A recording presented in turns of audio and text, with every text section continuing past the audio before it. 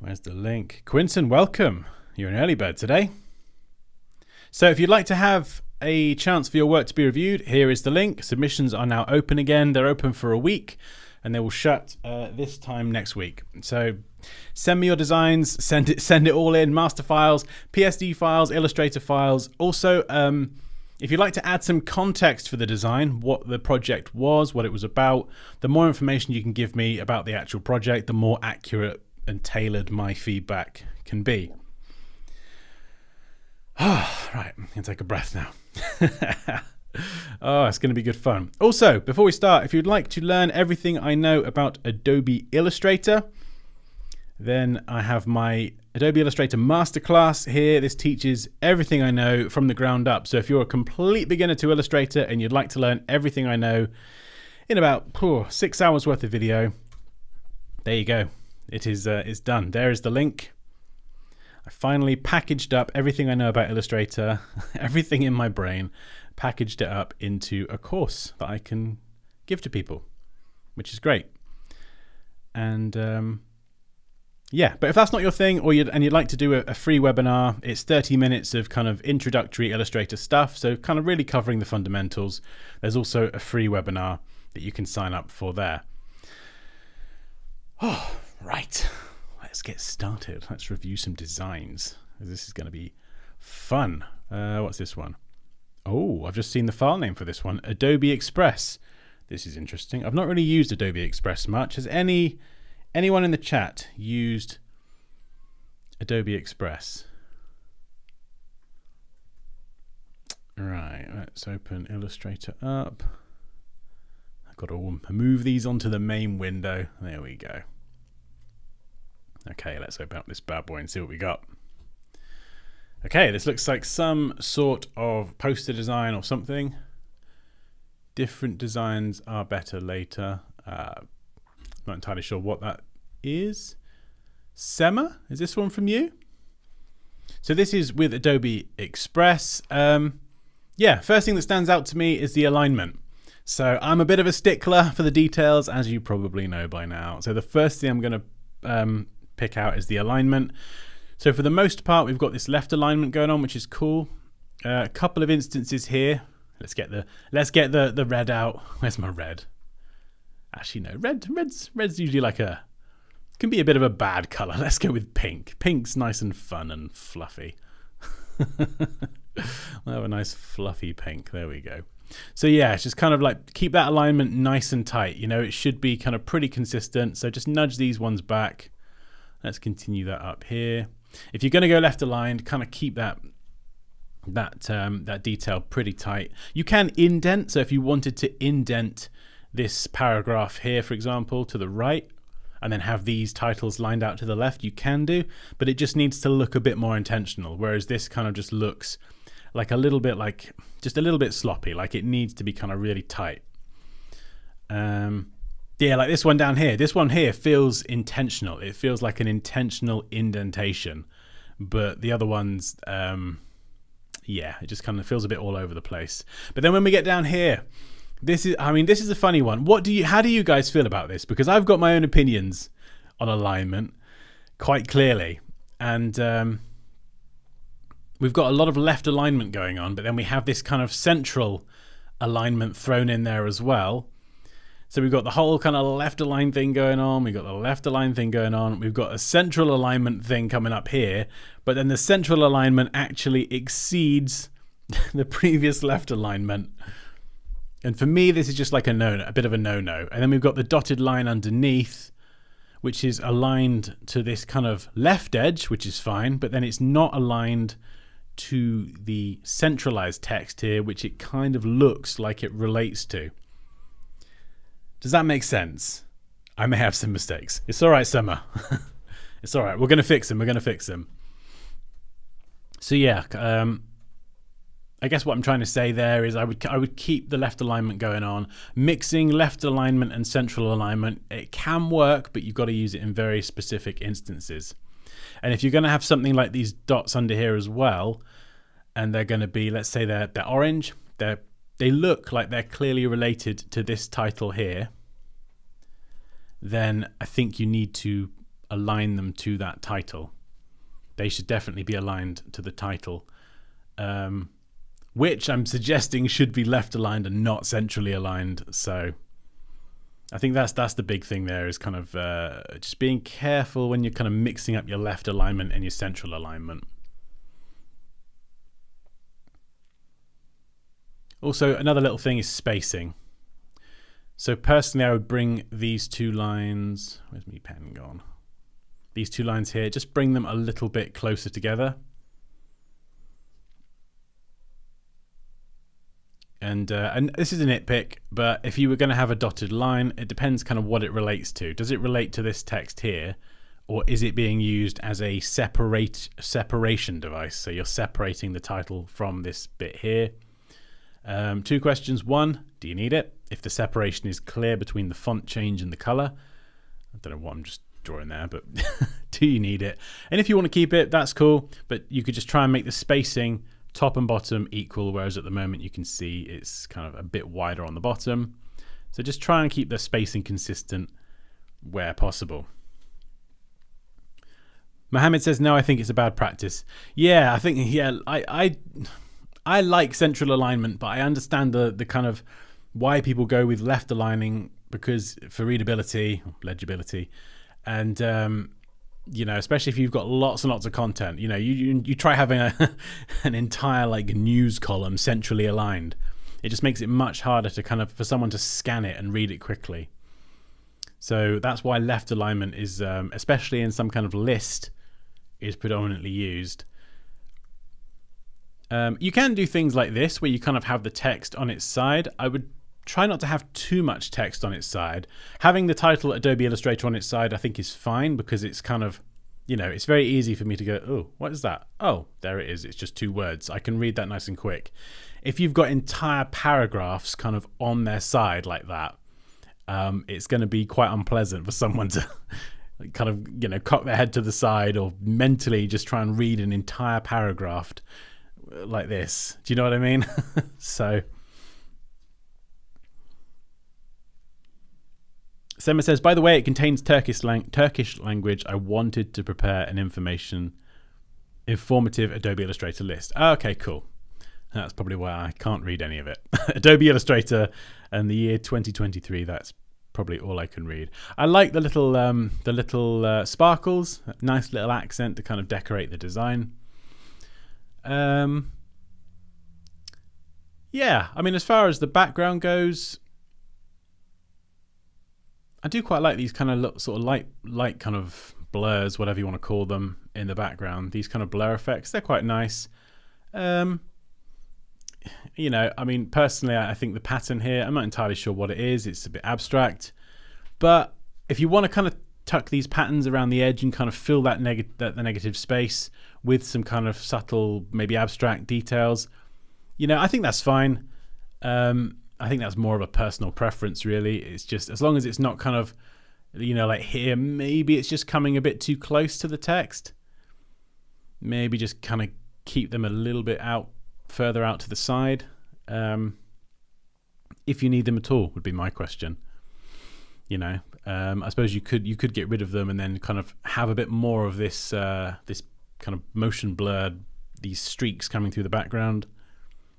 But yeah, I think you said before you're at university, didn't you, Sema? So I kind of, yeah, you know, it's fun. It's fun to experiment. So I don't want to be a rain cloud and just kind of, you know, say do this, don't do that. Strip out all the fun and just keep it like a list. That's boring. And my design style, I'm very aware that it is very methodical, structured, organized. You know, I'm not the most creative person. Like I'm creative, obviously, if you see my work, but I'm like very my style is very boxy, very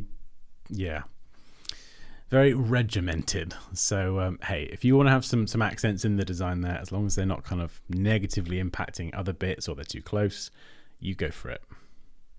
Mike says, I definitely left align it. If I use center alignment, I make sure I don't exceed 4 or 5 lines of copy. Otherwise, it's eye fatigue. Yes, no, you're absolutely right, Mike. You definitely don't want to kind of have loads of lines of text centrally aligned, because it's just too much effort for the old eyes, isn't it?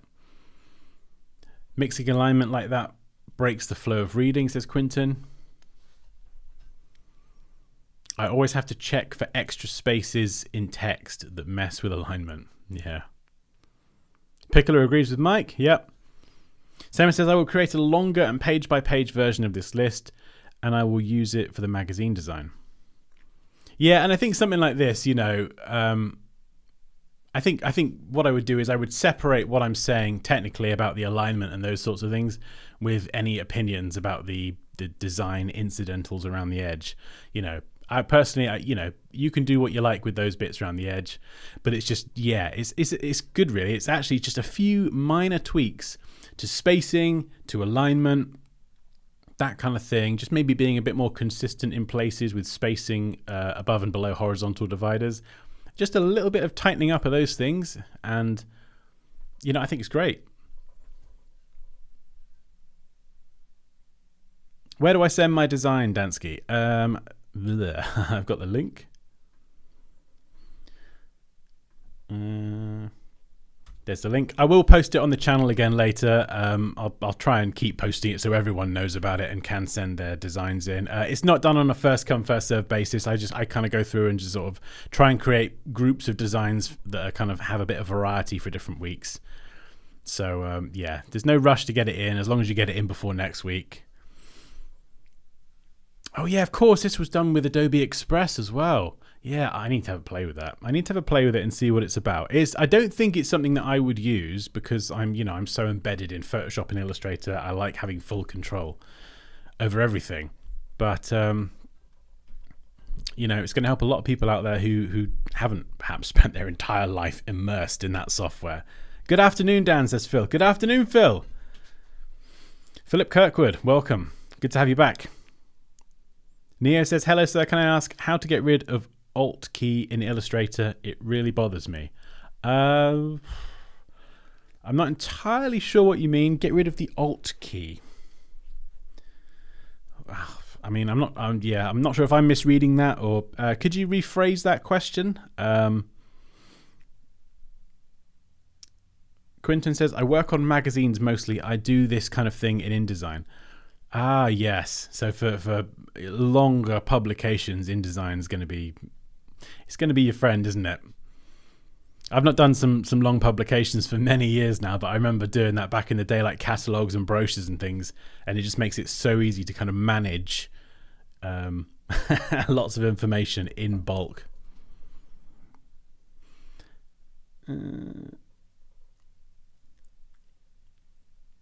Christian says, I tried getting your discount code for your AI class. It never came through after signing up. Oh, that's strange. Hang on. Let me throw it in the chat. Let me throw it in the chat just to keep things simple. There you go. All one word. Dansky 15. So if you enter that at the checkout for the masterclass, then you get the 15% off. Alternatively, you can sign up to my mailing list as well. But just to keep things simple, Christian, you know, there's the code. Yo, just hopped in. Am I able to send in Photoshop creations that I'd like you to review? Yes, absolutely. There's a link. If you scroll up a little bit, I'm going to have to... Do you know what? I'm going to add this. I'll add this to the video description because otherwise I'll just spend the entire stream just posting it. Hang on. How do I add that into the description? Oh, I got so many things going through my head today. Where are we? Live.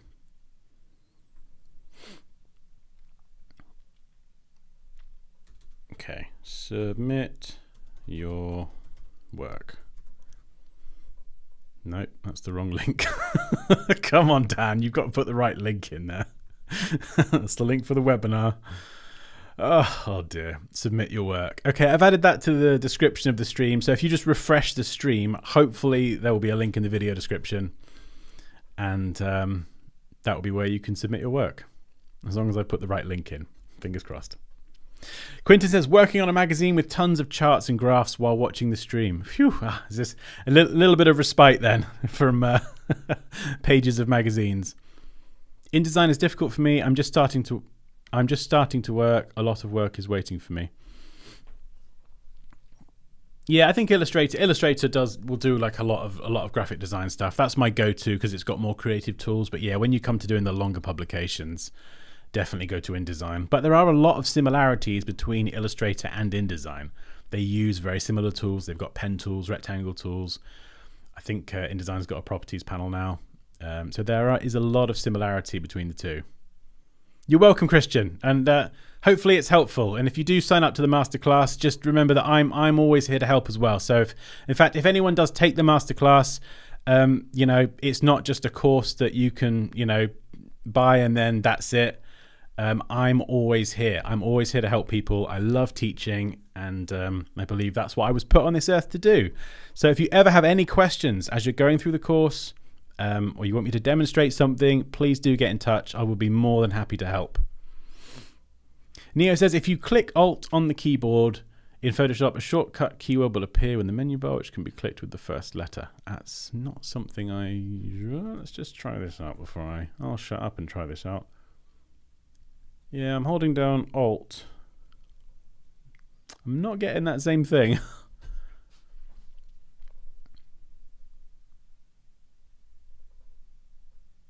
I'm not able to understand what that design is about, says Krish. Yeah, it's Turkish. I can't understand it either. But so I'm just going to look at it and kind of judge it at face value. Mike says, nothing like the ease of flowing large chunks of text from page to page in InDesign. Doing that in AI and modding your designs is brutal. Yeah, I think Illustrator as well. InDesign, one of the biggest or most useful features is that in InDesign, if you have 100 pages, for example, you can change the quality of the preview, and you can have like a low quality preview so it doesn't completely blow up your computer. Whereas in Illustrator, once you start piling in effects and like I don't know, a bit of image trace, and you generate thousands and millions of anchor points, your computer will just it will melt pretty quickly, and that performance will take a nosedive.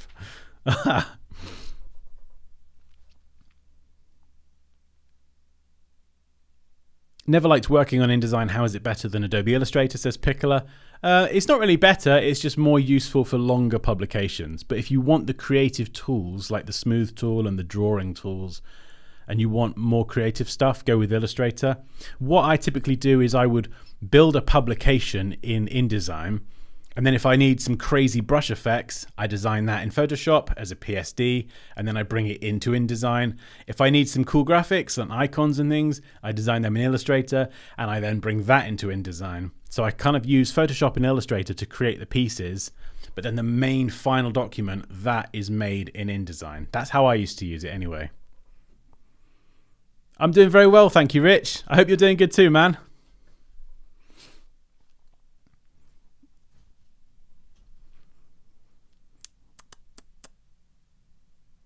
Yeah, there are some InDesign videos on the channel, Sema. I've not used it in so long now. I'm trying not to do too many different apps because I think it sort of confuses YouTube's algorithm a bit. I'm trying to keep it more sort of focused on Photoshop and Illustrator, but I don't know. Maybe we could do an InDesign stream or something kind of separate. Maybe if people would like that, anyway.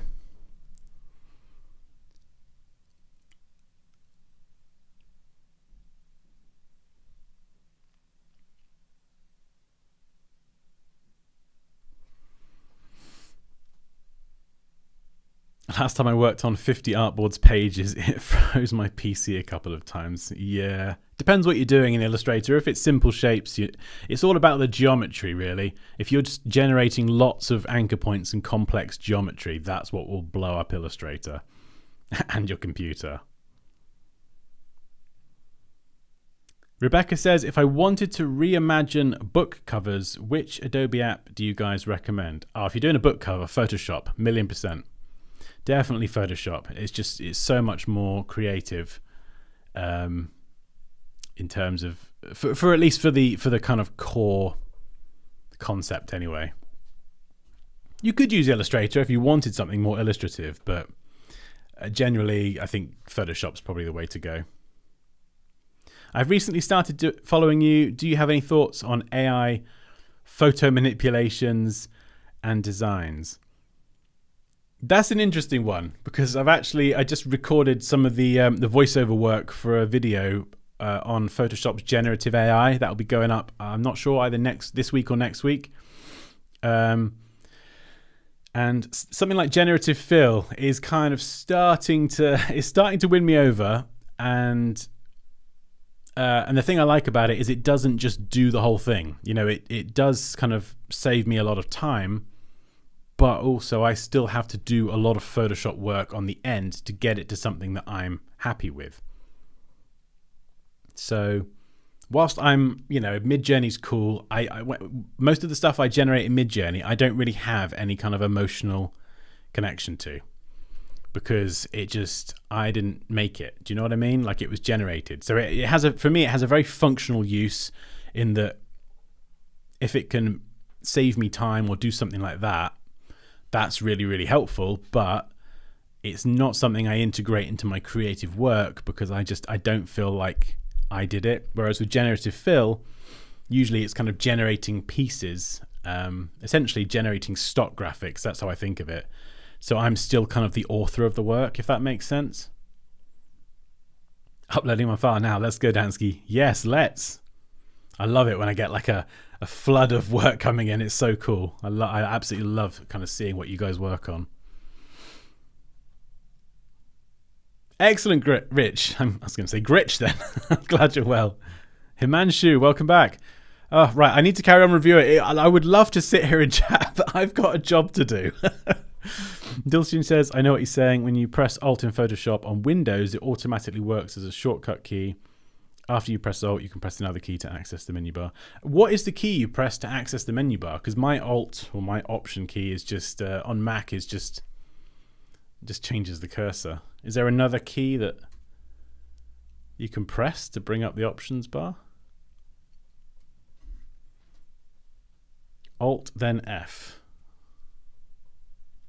Right. Oh my goodness, I've got so much to get through. Right, let's go.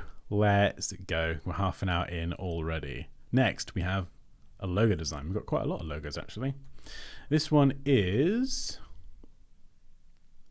Blossom Petals. Oh, that's interesting. So they've got I see the inspiration on the left here. Got some kind of rough concepts there. Okay, yeah, this one, I remember seeing this one when it was first submitted. Yeah, I'm not loving the business card, I'll be honest, at least this side. I think what I want to focus on more is the logo. Because, and this is a weird one, right? I think as a concept, this is really cool. It's a really like minimal abstract representation of a plant, like of a flower, basically. You've got this kind of sort of swooshy swirl here, which kind of represents the stem of the flower. I love that. It's not like too tall, so it could work kind of on a website in a header bar or on an app icon. And then you've got this abstract representation of the flower, and it's really cool. I'm not a massive fan of the fonts being used. This rounded font here being used. What is that font? Some sort of rounded font. Let's have a look. No, it's not going to tell me. It's not even going to tell me what font it is. Was it Acumen? Something popped up then. Might be Acumen, some sort of rounded font. And this font down here looks like it's been stretched. No. We do not do stretchy font. No stretchy font. But even if that font wasn't stretched, I don't think this is the right font. In fact, I think actually, because this sort of is so abstract and elegant and swooshy and there's lots of curves, I think actually a kind of more, I don't know, maybe a script or a handwritten font, just something that kind of has that sort of flow to it as well would work a lot nicer. Yeah, I like the way it's integrated. You know, I can clearly see that is, I read it as Blossom.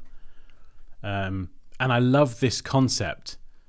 I think technically the technical execution definitely needs a lot of work. Like you guys, you probably know already exactly what I'm going to say at this point. And we'll get yellow out this time, a nice contrasting color.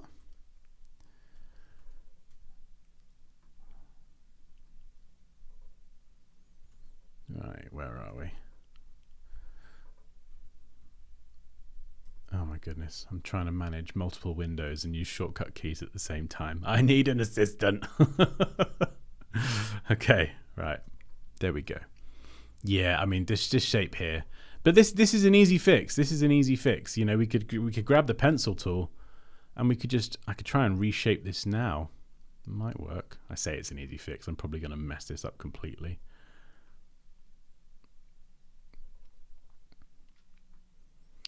And how's it going to deal with that corner? That's not too bad. It could be worse. And we could then smooth tool this. Smooth tool, just to smooth it out. And then maybe that, we'll delete that end point and we'll just give this like a little bit of a, whoa, it's trying to snap to everything there. Just give that a bit of a rounded curve. Oh, I think my illustrator's breaking or something. Let's turn those smart guides off.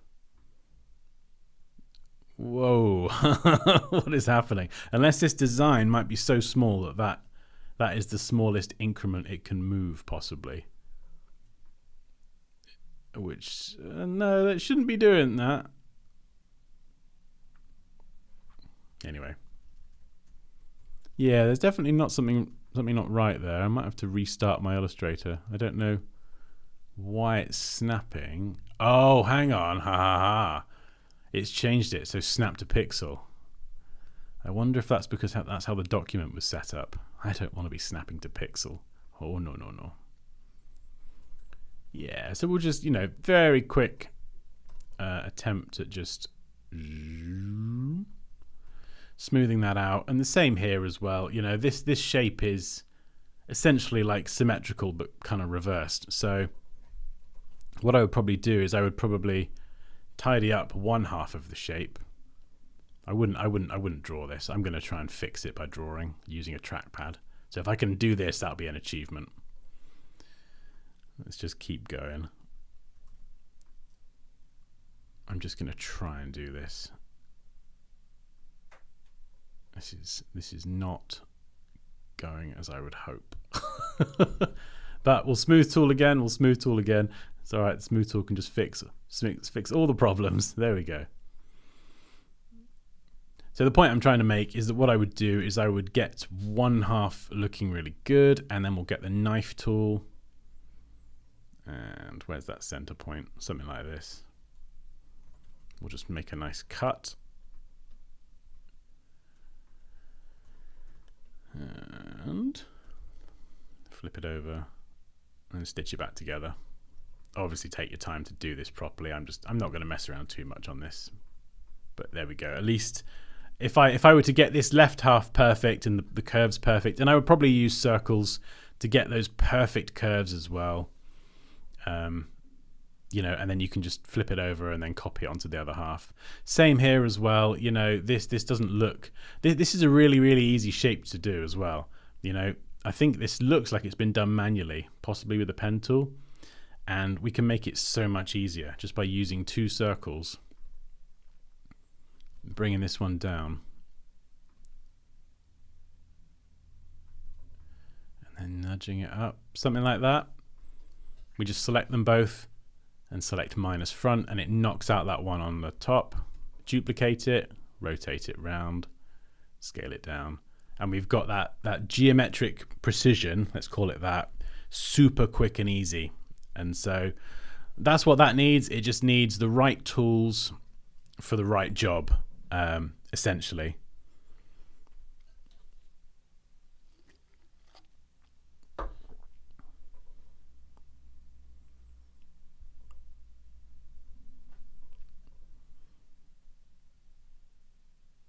If you start the Dansky Design School, I can come along and teach InDesign.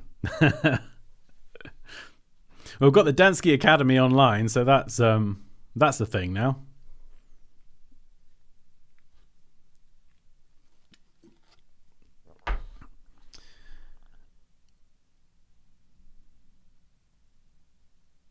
By the way, I sent another design for a candy shop. Nice. Candy shop. Oh, I'd love some candy right now. Or sweeties, as we call them here in the UK. But yeah, okay, so Blah, blah, blah, blah. If I were to sum this up, I would say this font needs to be a different font, something perhaps that kind of aligns a little bit more with the kind of the flowy, abstract nature of this graphic. We definitely don't stretch the fonts out like that manually.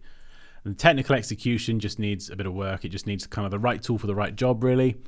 You know, some things you need to draw manually. It's just the way it is, and the name of the game. Sometimes you can get away with a lot by just using basic shapes and combining them.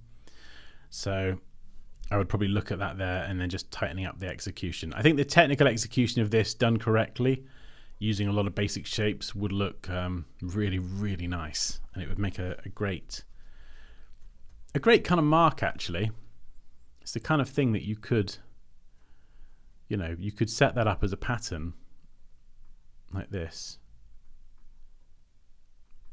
and then you could literally use that as a watermark on the business card, for example. And I think for the business card, I would probably these aren't distinct enough to be petals. I don't think, for me at least, it's not working for me. So I would probably just try and use this space a bit more. Whoa. Again, going back to what we talked about a minute ago with alignment. And you might not like that, but that's what I mean. I'm very kind of structured, regimented. It just looks tidier. Do you know what I mean? Like, this is where we were before. Nothing's really aligned to anything. And then we've just introduced a bit of structure, but we haven't made the design any less creative, I don't think. We've just introduced that structure. And, you know, you could even then bring this in over here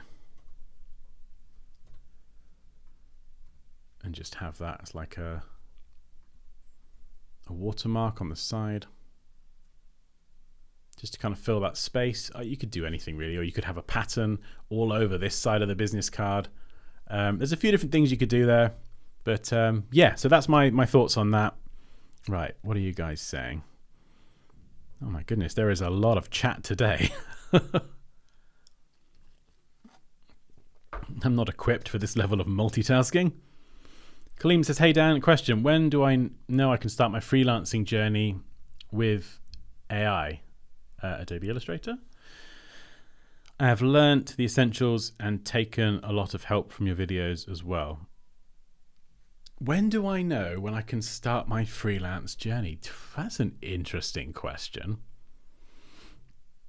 I mean, the way I did it, if this helps, is I worked in a job for, I think I was in my job for probably about a year and a half into my career, and I started my own business on the side, and then I slowly, over the course of like, I don't know, 4, 5, 6 years, something like that, built up my own roster of clients on the side. And so even then, when I had my next job after that, working for a much bigger company, a shoe company, I was still going home and spending the evenings and the weekends working on building my own clients, doing freelance projects. It was exhausting. And it definitely, you kind of definitely have to sacrifice some degree of social life to do it. But I just loved doing it. I loved designing things. I loved building my own business. And yeah, and it's kind of, you know, it's worked out pretty well. And when it got to that point where I was ready to leave the company I was at, because I was fed up with some people there, you know, I was fed up with that, and my friend left, and I was like, right, you know what? I need to get out of here. I need to get out and do this. I need to be a freelance gun for hire. When I decided to do that, I had some clients there ready to go. So it was less of a kind of financial impact on me, versus just having no plan, no clients, no business on the side, and then just leaving. So it made that whole kind of transition into the unknown considerably less scary, if that makes sense.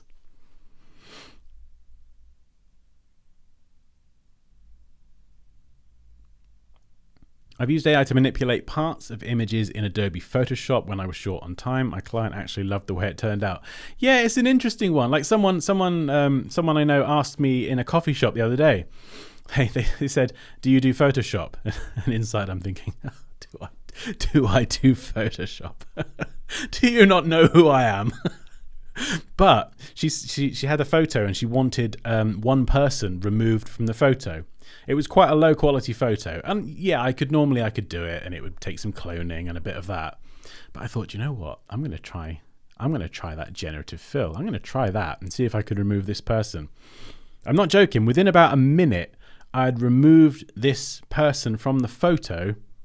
They were in between two people as well. So it wasn't like they were on the end. They were in between people. I'd removed them and I'd sent it back to her over email. Just like that. And I got a free coffee for doing it. So, but the fact that it was so easy, that's what I mean about these generative features in Photoshop. They are really useful. They feel like an evolution of stuff like, content aware scaling and content aware fill. They feel like a better evolution of that. And they are actually becoming useful to me in ways that I hadn't considered,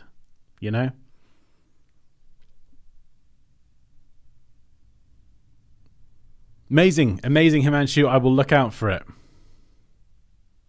The word petal looks like it's squished. Yes, it is a little bit squished.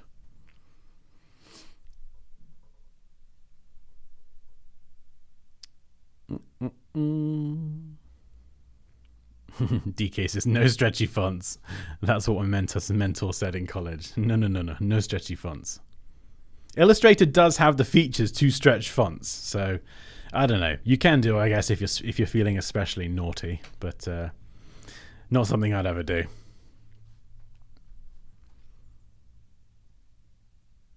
Hello, Popinda. Popinda's decided to grace us with her presence. She is our lovely moderator and the mother of my children. Christian says, we need a t-shirt with font rules. We don't do stretchy fonts. That is a great idea. Oh, I got to make a note of that. No stretchy fonts.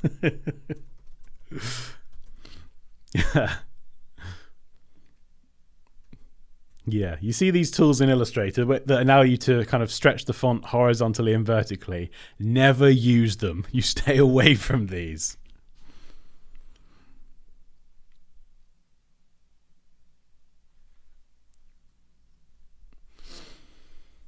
Oh, my goodness. It is hot.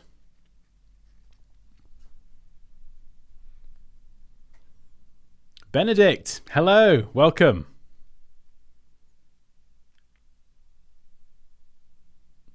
Hey Dans, Google up Unkara. Okay. I've never heard of an Unkara before. Let's see what this is.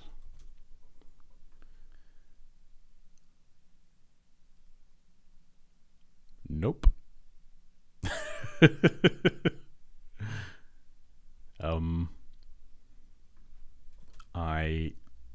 Nope. Did you spell that correctly? Or is Google just serving me up something totally different to that? Comic Sans and word art where possible. Oh, word art. They were the days. Yes, Tomei. No white outlines. White strokes. Use with caution. No white outlines. In fact, that's just while we're talking about t-shirts, are there any things that you would say to designers do not do? So obviously no stretchy fonts, no white outlines. Maybe. What are the things universally that designers are like, no, just don't do that?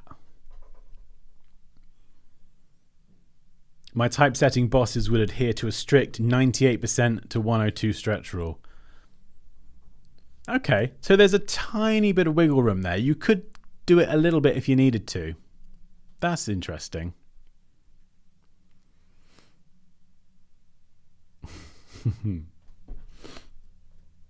Thank you, Amir. I appreciate that. I imagine the t-shirt with rules as a pattern of all the things you shouldn't do, but actually visualized. Might be a ginormous pattern, though. Yeah. Oh, thank you, and up. That means a lot. Check that spacing. Yeah. Basically, I should just launch a merch line, right, with loads of t-shirts of all the things that I moan about on a Tuesday. Don't do this. Spacing, colors, fonts, technical execution, blah, blah, blah. Danny says, I took the wrong route to freelancing. I quit my job in 21. My work environment became intolerable and I feared being fired. But it's been a tough, inconsistent, financially unstable road. Any advice? Hang in there. I think the best advice I can give you is have a plan. If you are where you are now and it's tough and it's inconsistent, I would be looking at those things that are tough. Why is it tough? Why is it all inconsistent? Why is it financially unstable? I would be writing those things down and trying to map out solutions on a road out of that.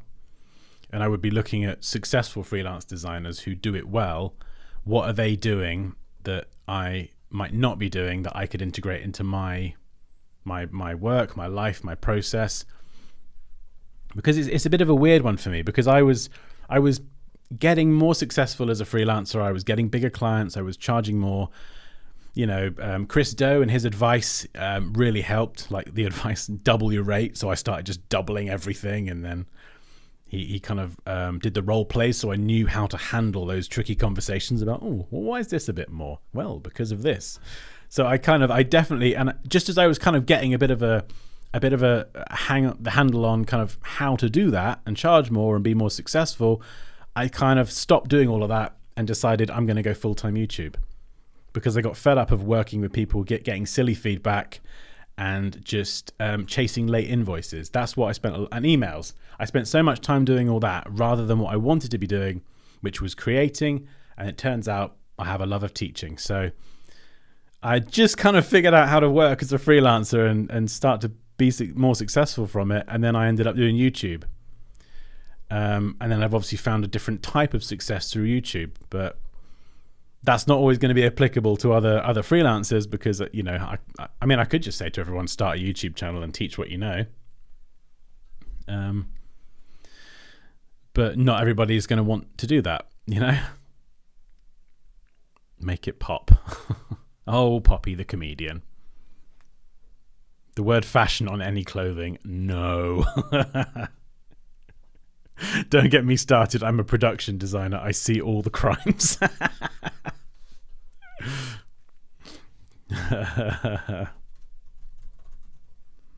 Don't make it bigger.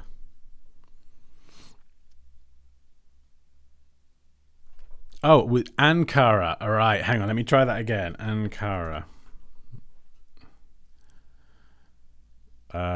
This looks like a city. The city of Ankara.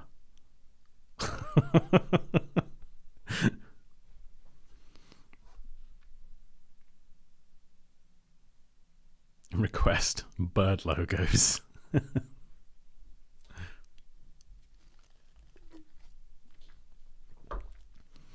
When someone says make it pop, I remind them it's a design, not a jack in the box. Is there any tips for a beginner in graphic design, and do we need certification for jobs? I think this was going to depend on where you're looking to get a job and what part of the world you're in. So I think, from parts of Europe to the UK to the US, I think the answer to this is going to vary quite massively. And when it comes to kind of places like India and further east, I actually have no idea. I really don't. I've never even been that far east in the world, and I'm not very experienced with I guess you could say, the design culture there.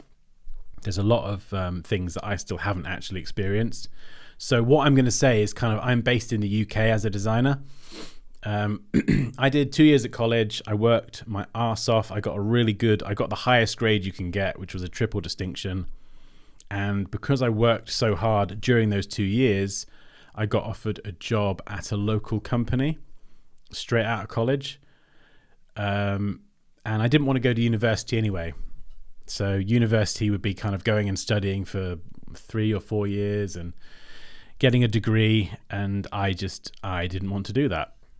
I didn't want to leave my family and friends. And I wanted to just get into the industry and get some hands-on experience designing rather than just learning about design, So, and my entire career, nobody's really asked for my qualifications.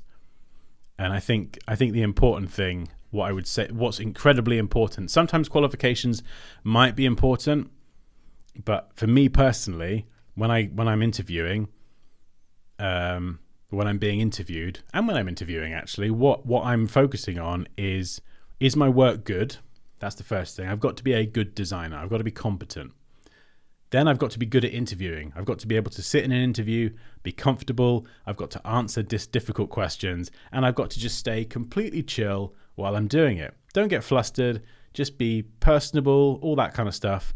And none of that's design. That's all about communication skills. So developing your communication skills is gonna be massive. So I think when you're kind of interviewing for a job, you've got your qualifications, your technical qualifications on paper. You've got your actual ability, which is different to what you might be qualified, but you might be rubbish. Do you know what I mean? So your actual work and your qualifications are two different things. And then it's how good you communicate. Like, are you going to integrate into a team well? Can you communicate with people? Will you work well in a team? And can you work well on your own? These are the kind of things that I look for. So when I was interviewing, if someone had the best qualifications in the world, but they weren't a great designer or they had a bad attitude, qualifications didn't count for anything. I'm always, me personally, I'm always going to pick the person who I think has the best attitude, ability to communicate, who has a great body of work that can demonstrate their actual experience, and who I think would have fit well within the team. That's literally all I would kind of hire people on. I don't care about any kind of personal attributes or anything. I'm just looking at them as a creative professional and just thinking who's going to be the best fit for the team, where everyone's going to have the best experience working with this person, and we're going to be able to output the best work. That's it. I keep it nice and simple. And through doing that, when I was working for this company, we ended up hiring 2 people who turned out to be great fits for the job, and they're now very good friends of mine. So, I guess it worked out. Hopefully that answers the question.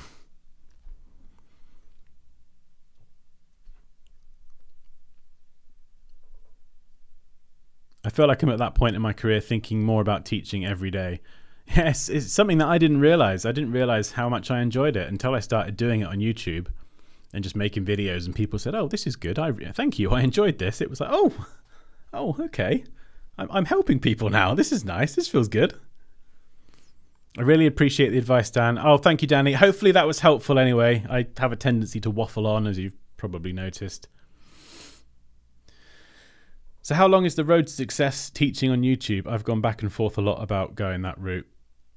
Oh, I mean, I couldn't even answer that, Mike. It's so, I think everyone's different. Like when I started YouTube, I went from 1,600 subscribers to 100,000 within the space of a year. But to get to that first 1,600 took like a lot of work. And this was back in 2014. I think I would say doing it a little bit in between work and things, just even doing like the odd little video. So it's not like a massive time commitment. If it's not bringing in like an income and you're not sure if it's something you want to do, just start doing little videos, little things that you can do that don't take too much time, but they enable you to turn out lots of content. So for me personally, when I'm doing if I was doing like a bunch of YouTube shorts, I would just sit down in front of the camera, record a tutorial and go blah, blah, blah, blah, blah into the microphone. And it wouldn't take me very long, but I'm still putting out content. And I think the thing is you've got to enjoy it as well. So hopefully that's helpful. Yeah, it's been an interesting journey.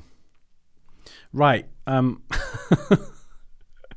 Is anyone bothered that I'm not reviewing anything? The chat is just I'm having a great time. I'm just a bit conscious that I'm not reviewing anything. Poppy says I'm on the phone to your mum. Oh no, what's she saying?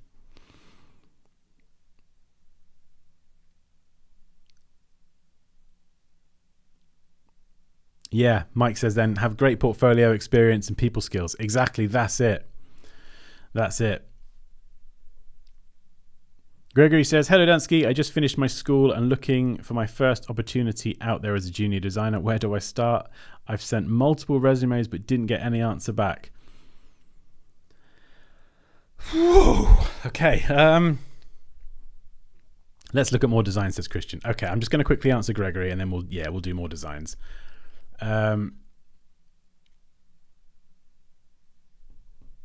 Yeah, I think the hardest thing is getting that first job. So I think as long as you keep designing, keep practicing, set yourself your own projects, make up briefs, so you're kind of creating a body of work, or go out there and ask local companies. Just say, hey, look, I'm a student. I'm looking for my first job in design. Can I design some stuff for you? So go to any like local shops, local businesses, just put yourself out there. You could start for free if you wanted to and just say, I'm looking for experience. More people are going to say yes then. There's no loss to them if they do or don't like what you make, but you get the experience of not only working with someone, but you'll have something that you added to your portfolio.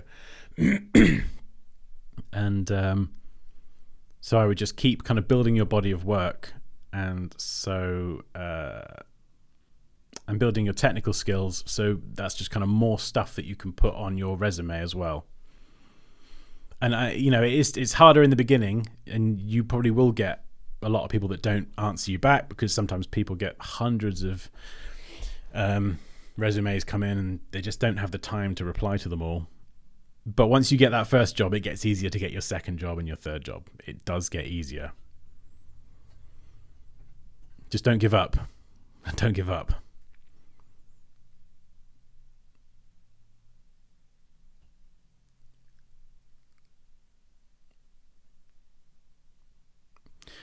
Right, back to review.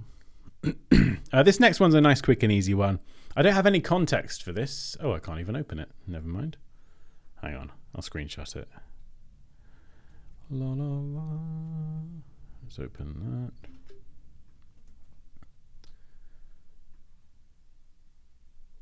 that. Okay, where is the file? Oh, I should have brought an ice cream with me today. I am melting. Okay, so we have a logo here. This is for Orion. I've got no context for this, but it doesn't matter. It is by Edwin Chiddy. And I love it. It's a great example of just simple logo design. We've got the shape on its own here. Does anyone know what this is for? Orion, I'm thinking the constellation, the Metallica song. I don't. But I like it. I like what I'm seeing. The only things I would point out on here is the spacing. I'm going to be the spacing police, a spacing nerd. That's what I'm going to call myself. Geek a la spacing. So I've got a square there. If I move this square here, okay. Yeah, we're good. We're good. design nerd. That'd be a good t-shirt, maybe. Oh, okay. So the devil is in the details. So this is the kind of thing I would notice, right? Is these angles, like, yeah, there's something slightly off about the angle there. I move that one over there. Yeah. So at first, whoa, okay, right, I didn't see that one.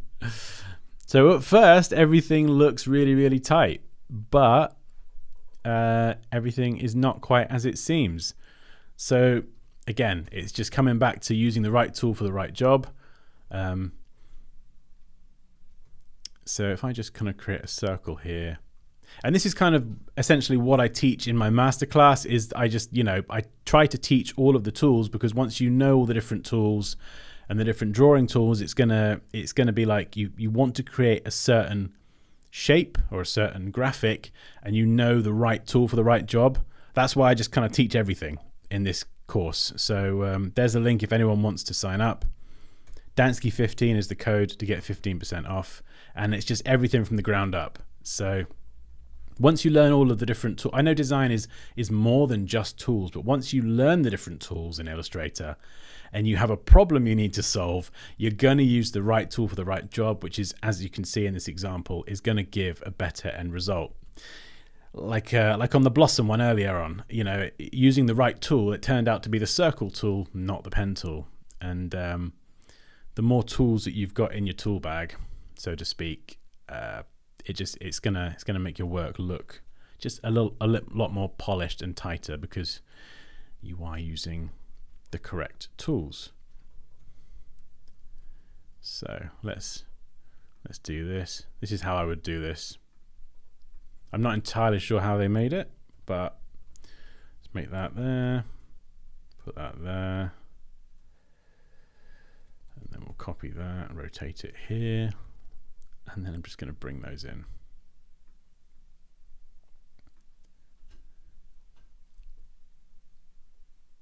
And then at least we know that all those widths are correct. All the spacing here is perfect. It's all precise, equal, that kind of thing.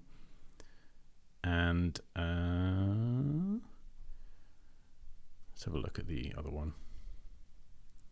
Yeah, so that's what I would do. Obviously, this is a mess though, so you can't send that off to anybody because, you know, if I did, and they tried to add that design into a document, they're going to send it back and go, "What have you done with this logo? You need to polish your logos up and finish them off." So what I would do here is I would first knock out the circle from the black circle, and then that leaves you with the whatever this is in the middle, this cluster of stuff. And then actually I would probably grab the shape builder tool and just hold Alt Option and just drag through all these segments. Boom, we're just knocking it all out, still holding down Alt Option and just dragging through. Boom, there we go. So there we go, we've got that transparency. And the last little bit of the icing on the cake is just select the direct selection tool, just grab those corner points and just round them off ever so slightly. And doing it this way, you just get that level of precision that yeah, that's what you want. You want to be super precise, and doing it this way as well, rather than kind of doing it manually, avoids all these sorts of issues and things like these. I don't know how these two aren't lined up. You know, I'm not sure how that happened. Perhaps maybe they were cut manually with the knife tool or something. I don't know, but actually the basic shapes, combining and subtracting the basic shapes from each other can actually get you quite far.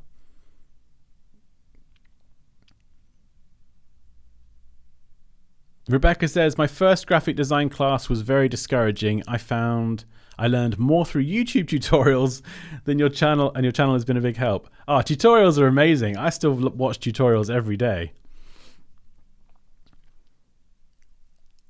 Dan, do you get into detailed stuff like iconicizing people faces or realistic portraits, that sort of thing? Not really, no. I used to kind of do like a lot more. I would like trace over photos with vector graphics. I used to do a lot more of that back in the day. But I think I've developed my own kind of design style nowadays, and it's either something like Photoshop photo manipulation, which is just totally wild and as free as your imagination, or it's kind of clean logo design, illustrative design, clean lines, that kind of thing. Maybe I should do though.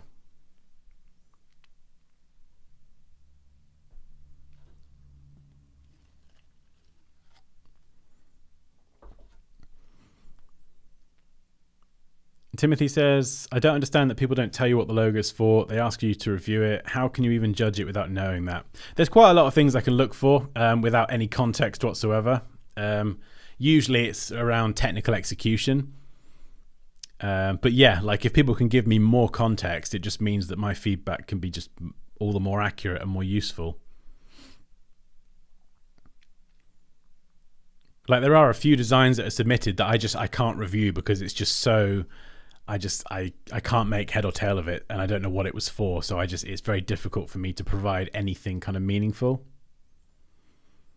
Kevin Freeney, Irishman here on holiday in Spain. My first time to catch you live. Oh, you're in Spain. Which part of Spain are you in?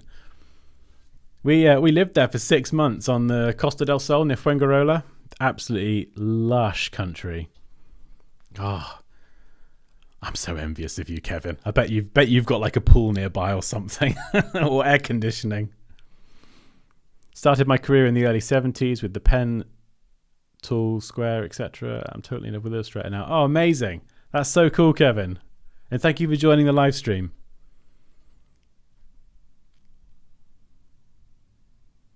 Knowing the tools, it's like that for a lot of trades. Exactly, Dutchy. And good day to you too. Just had a nice chit chat with your mother. I'm happy for you, Poppy. I'm happy for you and my mum. How do I get you to review one of my designs? Says Jose. You ask very nicely.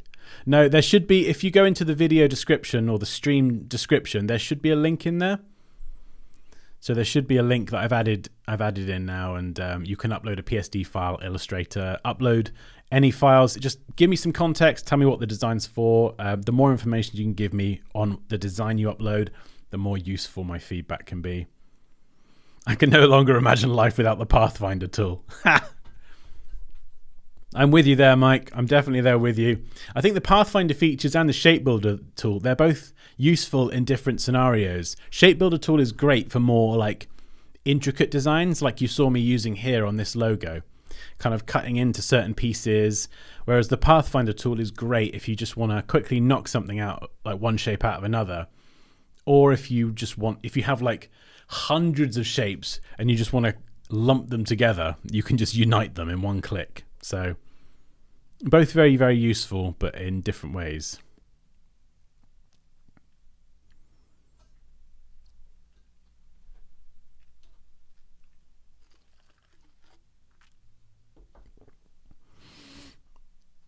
Editor Albi. Hey Dansky, I'm a video editor and my branding and logo are extremely boring. Do you have any tips for how to put some life into my designs? I'd really appreciate it.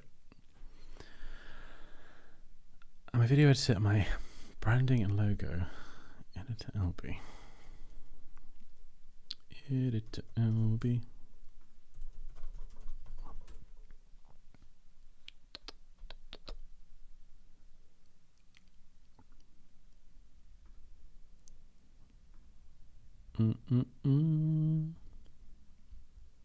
Oh, I was just trying to look up your channel, but I can't find it.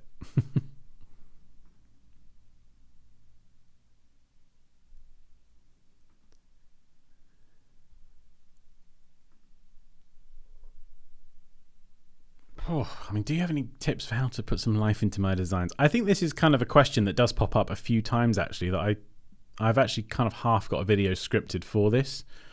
It's how to be more creative. And I think sometimes as designers, especially when you're earlier in your career, it's very easy to kind of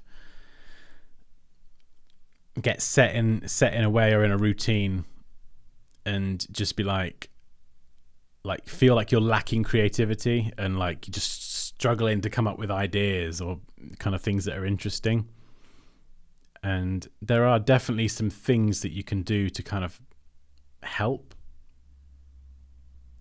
But I think yeah, I'm just trying to sort of think about a useful answer. It's quite a lot to sort of unpack. But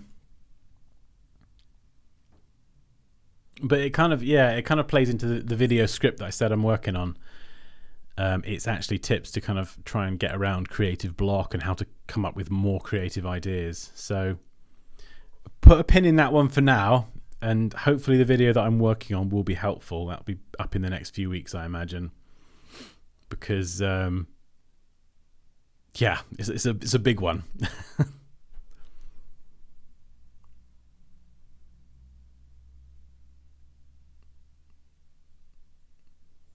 Mike Phelps raises a good point. Dan, what did you do before some of the newer tools arrived, like the Shape Builder tool? My goodness. Oh, that's sending me back a bit. Oh, Valencia, Kevin. Nice. I believe that's on the east. That's the east side of Spain, sort of more towards the east coast. Kind of around Alicante, that kind of area. Unless I've got my geography muddled up. What did I do back in the day? I think I just did what I could. The Pathfinder tool, I think the Shape Builder tool just makes it a lot easier. And back then, when you didn't have those kinds of tools, it was really just a case of just doing it with the tools that were available. And those are the tools that I like the most, the new additions that actually they're just a very intelligent addition to Illustrator because they actually make things easier. When was the Shape Builder tool introduced? Was it CS6? I feel like it was like around CS5, CS6, something like that.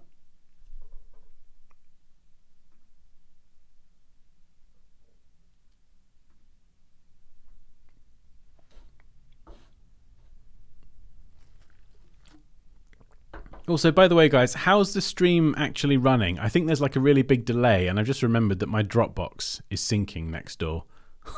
I forgot to turn it off. So I think there is like a mahoosive delay, but I'll carry on anyway. But yeah, I think, when was I was learning Illustrator, like when I was about 20, I think. So I think the Shape Builder tool was probably added. I think it was probably added just after I started my career, sometime around that. But I did use the Pathfinder tool a lot. Like that was one of the things that I did always use. It was just a bit more cumbersome than something like the Shape Builder tool.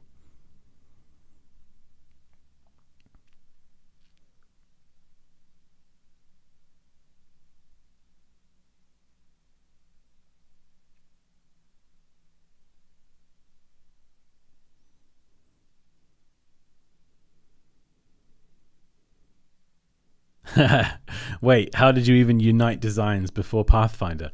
I don't think I ever had to experience that. I don't know how long the Pathfinder features have been available.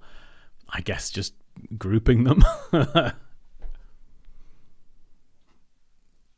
Yeah, Rebecca says layering the shapes on top of one another and hoping they were in the right order when you selected a Pathfinder option. Can you say a number and we'll type in the chat so you know the delay? That's a very creative idea. Where's my phone gone? Oh, have I not even got it with me? Oh dear me, Dan. What are you doing? I was gonna time it. Yeah, it's fine. I think it is what it is. 17. There you go. There's a number. Right, let's do some more design. Although if you want to do like just a casual chit chat stream and we'll... Oh, that wasn't too bad. That was about 10 second delay. That's not too bad. Yeah, if you want to do like a stream where we just kind of, chit chat and I will sit here and answer questions, that's fine. We can definitely do that. Whoa, okay, we got a big one, which also has 17 designs. That's a funny old number. That keeps popping up, that number. Very strange. Thank you for watching. Well, that isn't actually one of them. So we'll go back to number 1.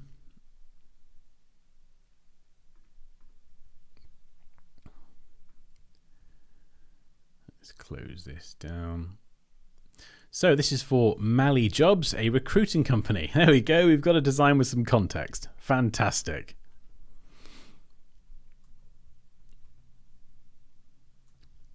Oh, that's quite a nice font. I love that J.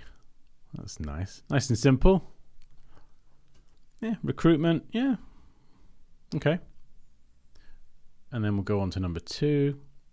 Okay, Mali Jobs is a rapidly growing job search platform that aims to connect job seekers with relevant employment opportunities in Mali. Okay.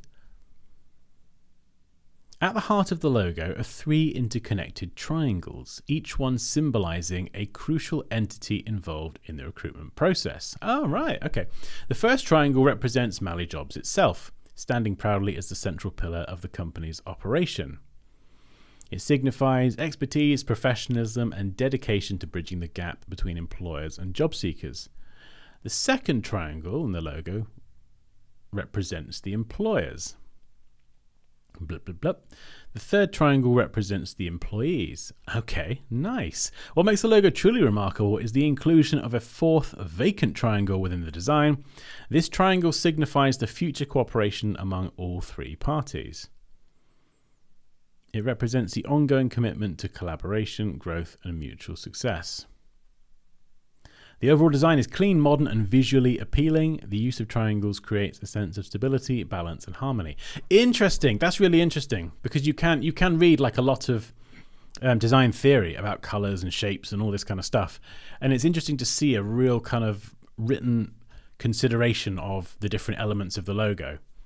So yeah, that's interesting. That is, what better context could you ask for, really, than than all of that? That is very thorough. Okay. So now we've got that in mind, we can kind of look at these different ideas. So we've got some sketches here. I mean, and I can tell you now, I don't think these are sketches. These are like this is the kind of sketching I'd do, because I don't really do sketching.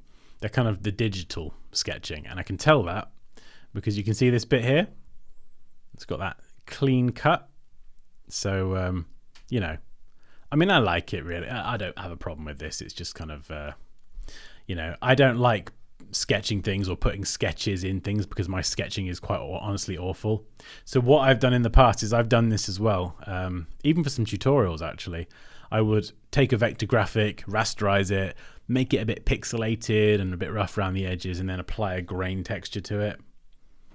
And you know, these kind of curves here, they're just too perfect to be an actual sketch. But it's fine, you know. I'm not criticizing. I kind of get the process.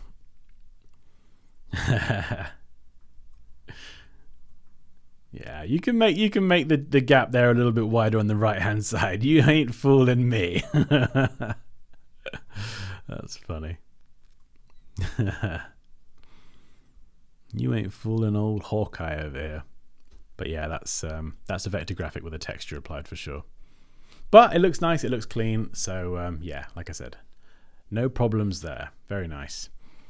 Different variations. Okay, so we've got the standard presentation, the alternative where they're stacked, logo mark only, logo type only. Amazing. So designers, this is something that you want to consider as well. Very, very useful. This top left one for things like websites, app icons, bottom left, and of course, lots and lots of published print literature and all sorts of things could use the stacked version as well.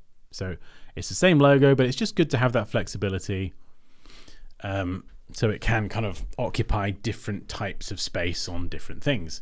If you have a logo that just works all round for all of them, and it works, amazing. But sometimes, you know, you need to have a bit of flexibility.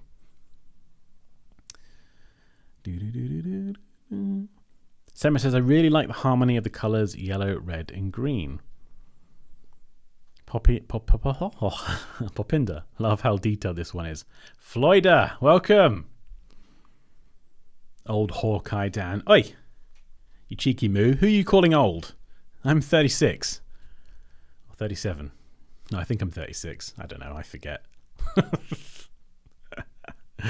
Rebecca says, wonderful presentation. Farden, hey, welcome. We're reviewing a brand presentation pretty much. So the color palette, we've got the main palette here that we've established, the green, the yellow, and the red, of course the black.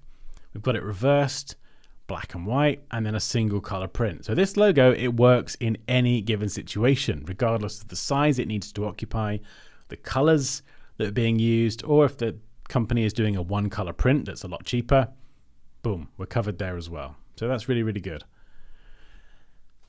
Logo grid. Yeah, so it's been very considered. I don't know how I feel about those sharp edges. Does that feel weird? Is that just me? It's all like nice and curvy and stuff, but then it comes around and then it just cuts off straight. I don't know if I'd prefer to just see like a little continuation of that curve and just have the straight edge, but with the curve follow. Do you see what I'm saying? So, yeah, I don't know. But I'll be honest, that is a nitpick. That is another nitpick.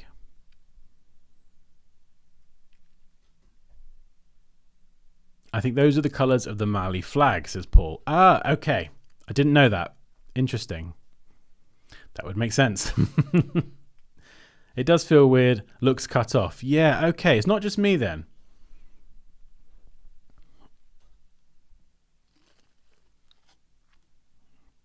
Clear space logo. Okay, so just making sure that there's space around the logo on all sides. Colored backgrounds. When you're applying the logo to a colored background, it needs to be high contrasting, no additional effects such as stroke, no white strokes or drop shadows are required. Okay, so this is good. This is like a kind of useful brand toolkit. You know, you've got the use it this way and don't use it this way kind of guidelines. And again, this is just a reinforcement that this is a very well done and considered logo. You know, they've considered all the different use cases and how not to use it as well. There we go. There's the app icon. There's the app icon. I don't know. I feel like you could possibly get a version of this that has the colors. You know, the triangle, the green, the yellow, and the red. I feel like there's a version of that that would look really good. In fact, I would probably icon. Slight typo there, but I quite like it. Icon rhymes with scone. Not going to complain. Shut up, Dan. What are you talking about? Oh, dear me. Anyway, I'd love a scone. Scone.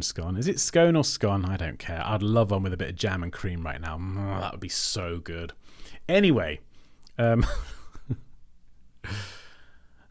delicious food aside, yeah, I feel like I would probably go with a white background and then just have the actual colors here, the three colors. I just, you know, I think it would still look great, but hey ho, it does work and look nice in one color. I'm not going to deny that. Hello again. You reviewed my Amazon tile work the other week. How's the stream? Oh, amazing. Thank you, Alex, for the $4.99. Oh, that is so amazing. Oh, Alex, you've made my day. Stream's amazing. I love doing these streams with you guys. I just actually get to, you know, instead of talking to a camera, I get to hang out. We get to hang out and just, you know, talk about all sorts. Mike says the cutoff seems like a mistake based on the round edges. Yes, okay. It wasn't just me then. I have to sense check this sometimes. Sometimes I kind of have my own biases of things, and it's good to know that I'm not completely alone. Sometimes these things, they do just stand out. Maybe more spacing between the triangles would help. That's a good point. Yeah, maybe just a little bit more. Just a pinch. Really subtle. Yeah, seems odd to use a yellow version for the app, says Paul. Yeah, that was my first thought. It does look a bit odd. But at least it works in one color. So, you know. Oh, this is cool. So this is a logo mock-up. This is like an actual a physical mock-up that the client could see and imagine. I think this looks like a This looks like a metal sign or something on the outside of a wall. So they've actually mocked it up with drop shadows and like a wall surface behind. It does look pretty smart actually in the kind of reflective metal color. I do like that. Even though there's no color, doesn't matter because it works in a single color as well. Although I might be a bit wrong. I think the logo feels a bit squished and a bit taller. So I think that mock-up here, the perspective or something on the mock-up has kind of stretched the logo in height, but you know, nitpick, Dan. That's a nitpick. Oh, I mean, this is nice. So this is a good use of the logo working just with the logo type on its own. So you can see here, they've got this down the bottom. Presumably someone's meant to write something there, maybe. I don't know. It looks like a space for a signature, but you've got the mark down there and then the logo type up the top. So they've kind of separated the two, and it does look kind of cool. But these business cards, wow. I mean, I got to be honest, I love that. I know what I said about the yellow just now, and you know, oh yeah, I could probably say you could have that white and then have the Mali colors on there. Do you know what I would do? I'd have 3 different colors of business card. Just have loads of the different colors. So the green, the red, and the yellow. Have all of them. Have the same design, but just switch up the color. Just so nobody knows what business card color they're going to get. It could be like a really terrible game of collect all 3 business cards. I don't know. That does look pretty lush in the yellow, though. Not going to lie. Really liking that yellow. And again, just like we saw with the first design, you know, you can put things on their side. It's just one word, so it's pretty easy to read. And yeah. Interesting. Kind of catches your attention as well if it's on the wonk like that. Nice yellow there. Mali jobs. Unlock your potential. Join the elite. Yeah, it's a nice mock-up actually. It's good to not only show clients this, but it's good to do it yourself as well, because it's actually sometimes you can mock things up, and like I'm looking at this business card now and going, do you know what? That actually looks really good. Whereas when you're just looking at when you're just looking at this and looking at the logo on a photo or something, it's very different to kind of seeing it mocked up with a bit of context. Like that. And it shows you've considered it as well. Artur says, hi Dansky, thank you for reviewing my work. The second Artur in your life. You are the second Artur. Oh well, brilliant. It's great to meet you.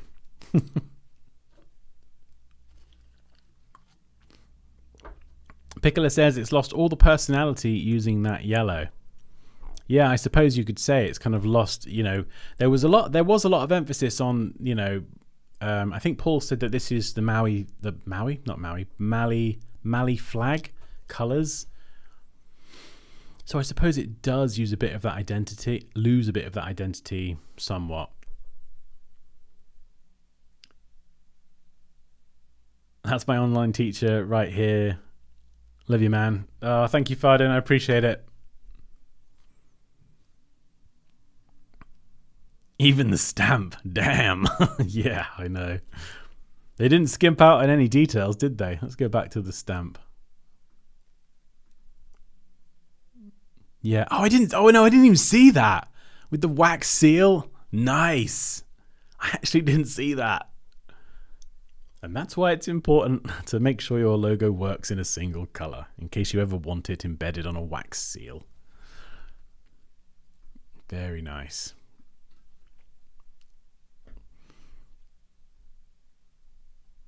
Mali jobs on the letterhead, it's huge. It seems a little less functional. Oh, hang on, I've gone on.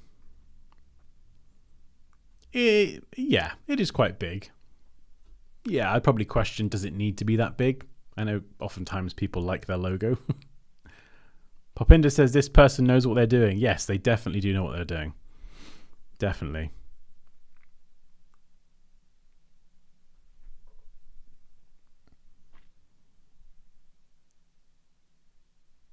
Chaser Gaming says, lol, I downloaded the same mock-up template last week.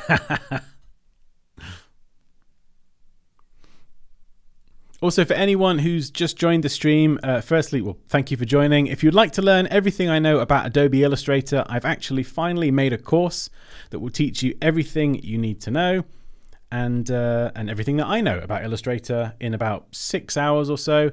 And if you use Dansky 15 at the checkout, then you get 15% off. And yeah, it's finally available. Everything from my brain about Illustrator downloaded into a course. And if you sign up to the course and join the community, you know, I'm always there to answer any questions. So if you are a student and you have any questions at any point, you'd like feedback on your work, whatever it is, you can basically send me a DM and I'll be there to help you. Mike says, totally agree, Floyda. Letterhead could use some love, but everything else is looking great. Yeah, I think for the letterhead as well, you probably want a bit more contact information there. Like on letterheads that I've done in the past, you'd normally have a bit more space. I think, is this the letterhead? Unlock your potential, join the elite. Yeah, if that was the letterhead, actually. Normally you'd kind of have the logo and if you want your tagline on there, you'd have it up here, like somewhere really small. You want to maximize the space that someone's got to actually write something, especially if someone's got a very big letter to write. You really kind of want to push the logo and the contact information kind of towards the top and bottom and the edges, so you actually give a lot more space to write longer letters. But anyway, also I love the consistency between the board and the pegs. Very nice. And what is this? Is this like a chopping board? Like, is the letterhead being mocked up on a chopping board?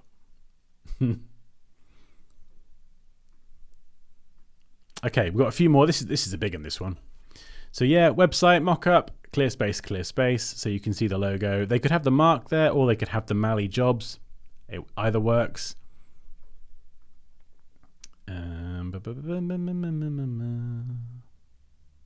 Yeah, like Mike says, yeah, the web mock sample could include the logo type. It's not often that it's excluded unless it's an ultra famous brand. Yeah, if you're really famous, like if you're Nike, you can slap on the tick. People know who you are. But if they don't, then yeah. Okay, yeah, we've done that. We've done that pretty much. Business card, sticker, nice. There you go. So you got black with the Mali colors. And then you've got the black one with all the yellow ones. So I guess it's showing two different versions of a sticker. Or I guess, like I said earlier, a fun way to do it would be to have the single color ones like this, but they have yellow, red, and green. So the stickers always come in different colors. It's like if the company were going to order their own kind of tape to tape up parcels. Just have it in 3 different colors. Yellow shirt, white shirt, black shirt. Yep, cool. I mean, they've really gone to town on this one. They have considered everything. And then we're back to the initial slide. So yeah, that was incredible, Artur, and that was very, very thorough. And I think it's the kind of thing that actually a lot of designers could learn from, because it's not only showing to a prospective client and to yourself that you've considered all the angles and all these different kind of things, but it's the fact that you are actually considering all this stuff, particularly where was it? Not that one. Not that one. Not that one. Yeah, stuff like this. Your full color print, your reverse, your one color, and then one color reverse as well. So and black and white, of course. So this is a really important slide, and also this one as well. The different variations, depending on how it's going to be used, is a must for sure. Right, that was a big one. That was a big one. Right, I've not got my phone on me. Okay, right. I've probably got about another 10 minutes or so. And then I am off to the chiropractor to have my back clicked, cracked, adjusted, whatever you want to call it. Has anyone else been to a chiropractor before? How do you find it? Artur, thank you for the feedback. It's very helpful for me. Amazing. Oh, well, thank you, Artur, for submitting such a thorough example of design. And kind of branding guidelines and everything, really, because I think all of us, including myself, learned a lot from that. That was really, really good. Really great to see. Looks just like my old boardroom. The design is very good. A lot of effort was put into it, very successful. Yes, that's very true, Sema. A lot of effort, but also an appreciation for the small details. Like a lot of people pointed out, the wax seal and the stamp as well. Just every little detail. Even the pegs matching the wooden board. that I thought was a chopping board. The colors match. It's, yeah. Dansky. Artur, that was impressive design and presentation, says Christian. Okay, Artur, I think you've got all of the thumbs up from everybody in the chat. That was very, very thorough. Right, we'll do a few more. I'm going to try and finish these few ones off in the time that I've got. Mike says, I get Cairo adjustments at least once a week. Just go to one that takes x-rays or it gets sketchy. I've not had an x-ray, but the guy I go to is called Liam, and he's very good. He's very thorough. It's definitely helped me. There was a point where I actually, going back a few years now, I actually couldn't sleep. I was struggling to fall asleep. I can't even remember. I think it was kind of like a sort of light insomnia or something. I was just struggling to sleep. And going to chiropractic and getting my spine sorted out, because I've just had terrible posture my entire life, really, really did kind of sort me out. And it just seems very strange to think back to a time when I couldn't actually sleep very well. Very odd. Thank you, Zach. See you later. But yeah, for me, it worked, and it sorted it out, and it just got me to pay more attention to my posture, because I've sat in cheap office chairs and not taken care of myself for a long time. And so now I've got good office chairs, and I try and walk around a bit more. So, you know, it's kind of worked out. All that leaning over looking at pixels is no joke on shoulders, neck and back. A warning to all the young designers out there. Yes, I definitely want to echo what Mike just said. You know, if you're a young designer, well, you're very lucky. Heed that advice. Invest in an ergonomic office chair. Don't get cheap office chairs. You will regret it when you get into your 30s. And definitely 40s and 50s and whatever. You definitely got to take care of your posture. In the same way we buy like expensive phones, laptops and cars and all the things we buy an expensive chair that is ergonomically, scientifically backed. Because it will improve your quality of life as you get older. Yeah, Quinton, best advice for a designer starting out is to get a good chair. Oh, God, the years I spent using a £30 chair. I literally used the cheap rubbish. Oh. Standing desk, please, children, says Benedict. Yes, that's also good. Standing desk. Love the icon, not sure on the spelling. Okay. Oh, Mac-up. Oh, I see what you mean, Poppy. Beautiful Mac-up. It might be meant to say mock-up. Okay. What do I think to this? A maybe to the font. Not loving the use of gradients. I think if you're going to have a gradient, it should flow through all of the fonts. All the words, rather. So at the moment, you can see it's kind of being applied to each object individually. If you'd like it to run through the entire thing at once, what you need to do, really easy fix, is add this as a compound path. And it disappears, which is no good. But that's fine. Sometimes that happens. You just have to reapply the gradient. So now what it does is, as a compound path, is it will take all of these shapes that aren't actually touching each other, and it will treat them as one single path anyway. And then that gradient will flow through the entire thing. So I think that's a good thing to do. I think the tagline would benefit being in a different font, less, flowy and kind of all fancy and whatever. Just, keep that as a simple font. Something else. In fact, let's just get rid of that for now. Let's get rid of that and then focus on this kind of mark here as well. Again, you could use some more geometric precision. This shape here. Oh, that was terrible. This shape isn't exactly a circle, and I think, I don't want to bang on about circles too much, but, I think it would look a lot nicer if you kind of just used circles for that shape, because it curves up beautifully here, and then it kind of has a bit of a sort of, bit of a sharp drop here, and I think we don't need to golden ratio everything, but I think using those geometric shapes, what it would do is it would make this kind of shape in the middle, this sort of space here in the middle, it feels like a bit of a weird shape. Whereas actually, if you use circles, it would make that circular. So it would benefit the whole design. And I'm not entirely sure what it is, what it represents. Very abstract. And I'm okay with abstract. I'm okay.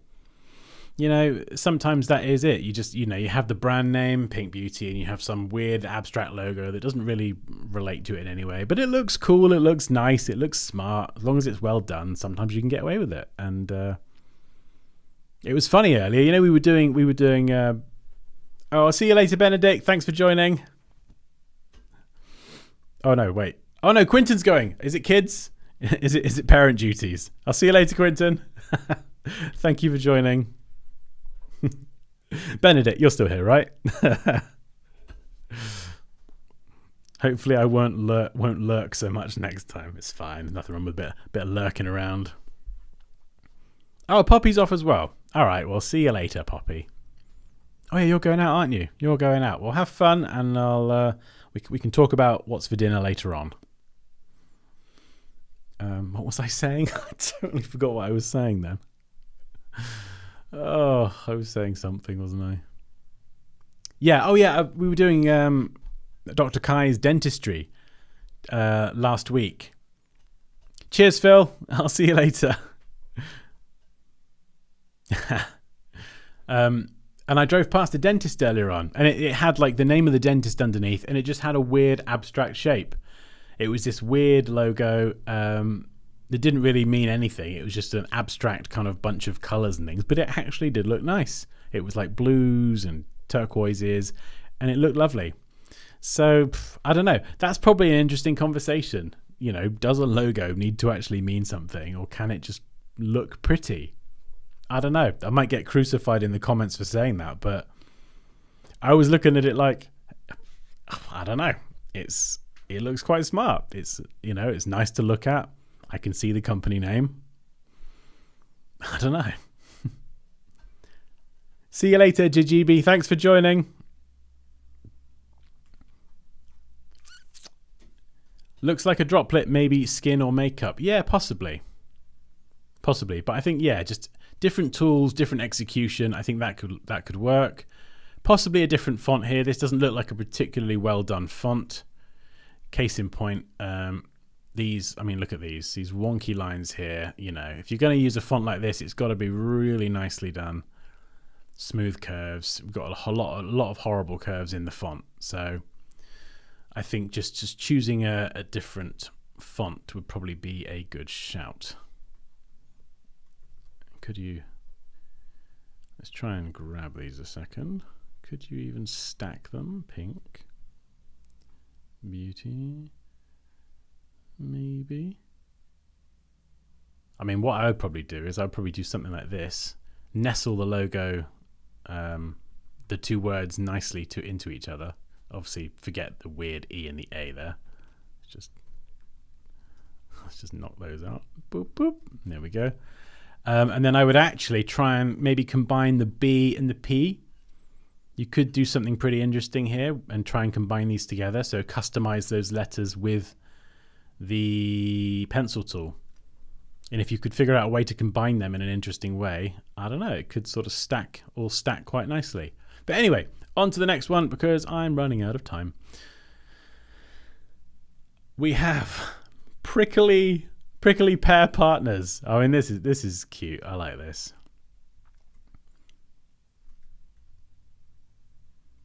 I mean, prickly pear. It's just such a cute name. Alex says, I think the negative space in the middle of the logo is meant to be a P. Is it? Oh, have I missed something? Have a look.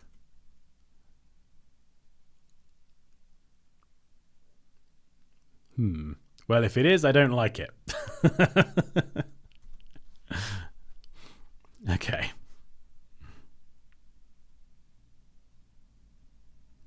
Piccolo says, I think a logo is just something for people to remember you with next time. I think it can also set an impression, especially with this one. Yeah, that's an interesting point, Paul. It's like the logo I saw earlier on. It was just like an abstract collection of shapes and colors and gradients. But when I looked at it, I got a feeling of, I like that. I'd trust them. You know, even though I've never been to them before, it just looked smart. It looked professional. Obviously used a lot of blues and things, which kind of can have connotations of loyalty and trust, that sort of thing. So yeah, I felt something towards that logo, even though it didn't really represent anything. Which kind of reminded me of the logo I was working on for Kai the other week. You know, I was sort of doing a very kind of a geometric diamond-like tooth shape. And it kind of reminded me of that. It was very abstract, but sometimes, I don't know, sometimes that doesn't necessarily need to be a bad thing.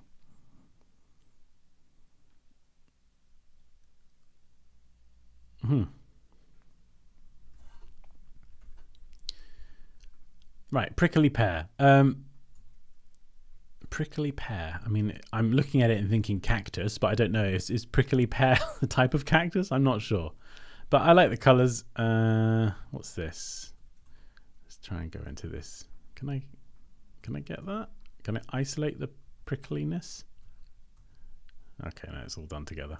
All right, never mind. I was trying to get rid of the graphic here so I could look at the gradients, but it's kind of cool. They've got these gradients sort of reversed, and so it kind of creates this sort of staggered effect. I mean, I think as a mark, it looks pretty cool. I'm not sure about the alignment. I don't know if it needs to move over to the left a bit or... Yeah, I'm not entirely sure on that one. Does it need to rotate? Yeah, I don't know. There's something about the prickly pearness that doesn't quite look right for me. Like the shapes don't look perfectly smooth and round. I think that's the problem. I don't mind the kind of green emblem and the gradients. I quite like that, in fact. But I think the angles that these are kind of sprouting off of each other and some of the curves don't feel very smooth. So I think if I were to try and replicate this up here, like this is kind of how I would probably do it. You know, snap that to a 45-degree angle or a 30-degree angle or a 15-degree angle. You know, I would change the angles with a bit of precision.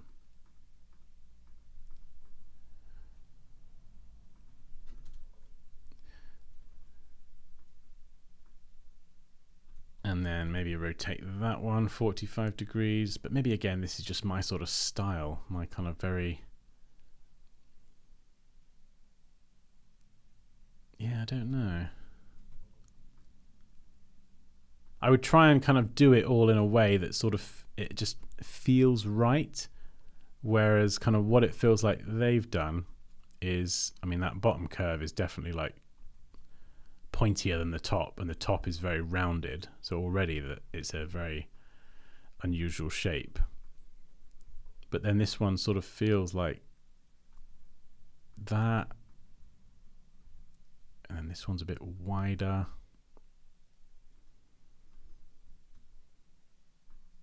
Yeah, oh, that's a bit of a bad example, really. I don't know. There's just something about the curves that isn't particularly smooth. Don't know. Is anyone else seeing that, or have I been out in the sun too long? And Paul says, doesn't look very prickly, though maybe that would be too obvious. Yes, a very common cactus with nice fruit and flowers. Okay, I didn't know that. It is actually a cactus. Maybe a bit of roughen on the icon would be nice. Yeah, you could do. Make those edges feel a bit more organic. Hamsick caught a live stream live. Lol. Hi, Dan. Hello, Hamsick. Welcome. Thrusting cactus. All right, steady on there. Demonetized. Yeah, I think it looks good. I think the only thing I'm not sure about is the cactus. I think just the shapes I think need a little bit more work and just a bit of tidying up, but generally I like it. Circle, nice gradients, clean text, the spacing between the two lines feels right. They line up at the left and right edges. Bold and then light. So we've got a nice kind of contrast between the prickly pear and the word partners. And the alignment, let's check that out. Boom, how are we doing there? How are we doing? Yep, centrally aligned. So detail-wise, pretty good. It's just the prickly pears I'm not quite a fan of, but that's a pretty easy fix, I think. Right, what else have we got? Oh, I've got to go in 5 minutes. I've got 5 minutes to do 2 more designs. No pressure. Reese, hey, so late to the party. I know, you caught the last 5 minutes anyway. You're here now, that's all that matters. Okay, by Algeria DZ. I know this person. There's some, I don't think they're on the stream today, but they do join the streams occasionally. So if you are here, Algeria DZ, or you're watching this on the replay, then hello, and thank you for sending this one in. Graphic idea, so GI. So I like this. I like this in principle. Style's cool. The kind of italicized slant looks really nice. I don't like this font. This is not the right font choice for this. And yeah, I think if you're going to have like a clean kind of minimal something like this, a design like that for the mark, you need to sort of have a similar font, possibly, or even the word graphic idea written in this font. If you were to go and design those characters in that sort of style, that would look pretty cool. But I think, yeah, having this kind of font with well, how would you describe this font? Would you say that's like a more of a script font? Like it, yeah, sort of very decorative. I get mixed up with font genres sometimes, or genres, styles. That's like I'm terrible with music genres as well. Yeah, script font. Yeah, so I definitely wouldn't go with that. It's just they're too different. But apart from that, you know, it's cool graphic. Again, just watch out for spacing. This width here should match that width there, which should match that width there, in my opinion. Or what you could do is, you see the bottom of this line here. You could line that up here. Boom. So you could do that as well. So with this sort of logo, it's like I've said many times before, try and find points that are close to each other and then make those points line up and just work on that relationship between the different points. You know, these are all in very close proximity to each other. So definitely these two here, these gaps should be the same width. But yeah, it looks cool. It's a cool kind of mark. I like it. Just different font, definitely. Okay, last of all, Shreef, victorious. I do like this one. Yes, Reese says it needs a bold sans serif font, and bingo, it's a crisp logo. Exactly, my friend. Exactly.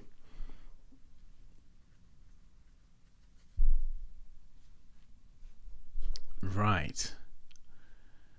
Young Fitness Man Studio. Ignore. Oh, okay. There's a kind of mock-up with someone lifting weights. That's kind of cool. I love this. Victorious. This, to me, looks like the kind of logo that would be on a car. You know, I could imagine that emblem being on a car or something. Imagine Volkswagen or Volvo. Maybe a Volvo or one of those rebranded with this V. It is a great looking V. I do love that. Really, really, really nice. The font's cool as well. I do like the font. I don't know if this is an actual font or a custom font. I can't tell. There's a few characters I'm not crazy about that stand out to me. I love the way the C and the T connect. The R's cool. The ones that stand out, the V feels, I don't know, it feels like it needs to be just a little bit wider, perhaps. And I don't know, maybe the height as well. Maybe it needs to be a little bit bigger. I don't know. Definitely feels like it feels a bit squished, the V. And the S as well. I'm not totally in love with the S. S's are a pain in the arse though. So I don't know if it just needs to come in a little bit, or maybe there just needs to be like a little bit of a curve up, on either end, just a very slight curve. I'm not sure. Yeah, that V does feel very odd.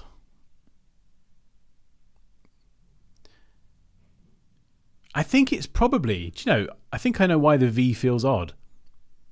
Because none of the other letters are at an angle. There's literally no angles. Everything is horizontal and vertical lines with very slight curves connecting them. Nothing is at an angle. So this bit, the Ictorious, feels like one font, and I'm seeing the V as a different font. Maybe that's me, but the V looks like it's from a different font to me. Reminds me of an inverted Tesla logo arc. Yeah. Ha, yeah. Stevie says, looks like bullhorns. Alex says, looks like a mustache. Nice.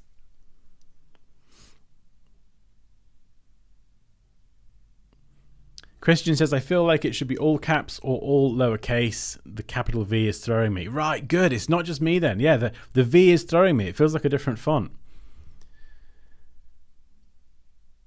Yeah. But I mean, in terms of the mark, I absolutely love it. Love it. And again, this is the kind of logo that, you know, let's say we fix the kind of the letters and everything. You know, it's the kind of thing that, whoa, go down here. Boom. So we've got different variations like that. We've got the solid color one, got the black and white one, black and white reverse. It's the kind of logo that, you know, you've got your app icon there as well.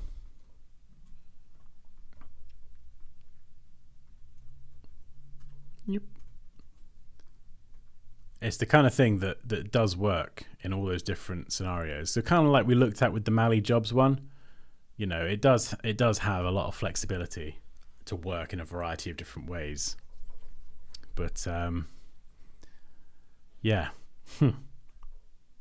Benedict says small caps maybe. All caps would feel as powerful as the logo marks, says Mike. Yes, quite possibly. All caps would be a good one to try as well. Reese seconds that. Benedict seconds that as well. The V should have a flat bottom, which would be... Wait, the V should have a flat bottom, which would be worse. Yeah, maybe it needs a pointy point.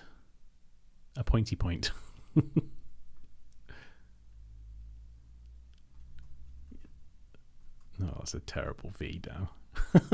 Just leave it alone, Dan. What are you doing, you lemon? Phil says, what is a symbol trying to represent other than a V, or is it supposed to be abstract? Yeah, I get the impression it is, yeah, it's a bit more abstract. Just a very cool, dynamic looking representation of a V. There might be more meaning there, but we don't have any more context. So if you want to submit your work, I'll throw a link in the chat. Submissions are open until next week, so send me your work and feel free to add context. Like we looked at with Mali Jobs, you know, the more information you can give me about the project. Looks like it has wings, says Paul. Hamsick, what is the top part above the V representing? Yeah, I have questions as well. Shreef. I think that's the name of the person that submitted this. Yeah, please do comment on this video once the stream's gone live, because I'd like to know what it represents. Are we missing something? But yeah, when you submit your work, feel free to add context and explanations, because it just means that any feedback I have and that everyone in the chat has is going to just have more context. So it's going to be more helpful. Adam says, seems like an eagle to me. That's cool. Yeah, maybe. Ha, I mean, if it is some sort of eagle or a bird or a hawk or something like that in flight, that is a very delicious representation of a bird. Very, very cool. Nice.